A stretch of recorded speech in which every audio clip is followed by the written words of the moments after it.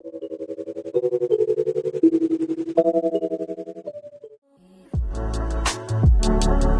दोस्तों आज हम बात करने वाले हैं पोर्टफोलियो डाइवर्सिफिकेशन के बारे में। सो मिलते हैं वीडियो में, देखते हैं क्या होता है। स्वागत है आपका हमारे यूट्यूब चैनल पे। आज के वीडियो में हम बात करेंगे पोर्टफोलियो डाइवर्सिफिकेशन के बारे में और आप कैसे अपने इन्वेस्टमेंट को सिक्योर कर सकते हैं। तो चलिए शुरू करते हैं। दोस्तों जब हम अपने इन्वेस्टमेंट के बारे में सोचते हैं तो एक इंपॉर्टेंट कॉन्सेप्ट है जिसे हमें समझना जरूरी है। पोर्टफोलियो डाइवर्सिफिकेशन यह एक स्ट्रैटेजी जिसे हम अपने इन्वेस्टमेंट पोर्टफोलियो को सुरक्षित और बैलेंस रख सकते हैं। इस स्ट्रैटेजी के माध्यम से हम अपने रिस्क को कम कर सकते हैं और अपॉर्चुनिटी के साथ सही तरीके से इन्वेस्ट कर सकते हैं।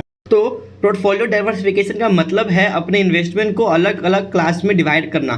इसका मतलब है आप अपने फंड को एक ही जगह पर नहीं रखें, बल्कि उन्हें stock, bond, mutual fund, real estate और दूसरे एसेट में भी एलोकेट करें। जब अपने फंड को अलग अलग रखते हैं, डिस्ट्रीब्यूट करते हैं, तो अपने रिस्क एक्सपोज को कम करते हैं। अगर एक एसेट की वैल्यू कम हो जाती है तो दूसरे एसेट की वैल्यू बढ़ सकती है और इस तरह आपका ओवरऑल पोर्टफोलियो स्टेबल रहता है। पोर्टफोलियो डाइवर्सिफिकेशन के बहुत सारे फायदे हैं। पहले ये आपके रिस्क से बचाता है।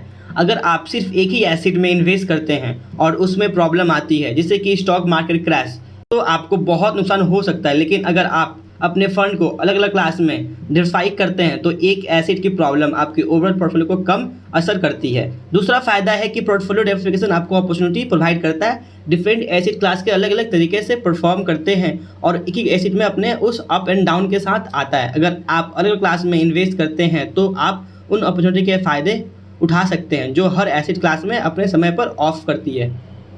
अब सवाल है कि पोर्टफोलियो को कैसे डाइवर्सिफाई करें। तो यहाँ कुछ इंपॉर्टेंट टिप्स जो आपकी मदद करेंगे। पहला है एसेट एलोकेशन। डिसाइड करें कि आप कितने परसेंटेज अपने फंड को स्टॉक, बॉन्ड, रियल एस्टेट और दूसरे एसेट में एलोकेट करना चाहते हैं, जिसमें आप अपने रिस्क को, टॉलरेंस और लॉन्ग टर्म फाइनेंशियल गोल को भी ध्यान रखें। दूसरा है सेक्टर डाइवर्सिफिकेशन। अलग अलग सेक्टर में इन्वेस्ट करें। आप banking, technology, health care, energy जैसे सेक्टर में अपने फंड को एलोकेट कर सकते हैं, जिससे आप एक पर्टिकुलर सेक्टर के रिस्क से बच सकते हैं।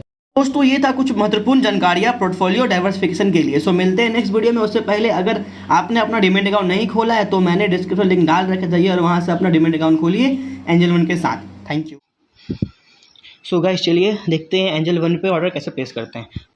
दिख रहा होगा ऊपर सर्च बार, हमें सर्च बार पर क्लिक करनी है। एक इंटरफेस खुला जहाँ पे हमें अपने स्टॉक को सर्च कर लेना है।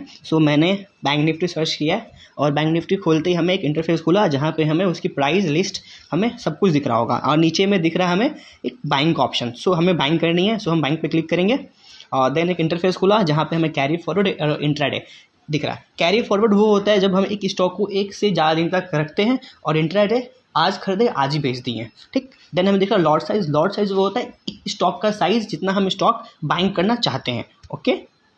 देन हम देख रहे हैं limit and market price. Limit होता है जब भी एक स्टॉक की एक लिमिट प्राइस पे खरीदते हैं, ठीक है। और मार्केट प्राइस, जैसे मार्केट में जो प्राइस चल रहा है उसी पे ले लेंगे, ठीक है। और लिमिट में हम अपने स्पेसिफिक प्राइस पे डील करेंगे, okay.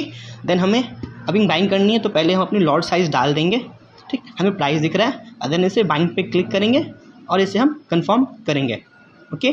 Thank you so much.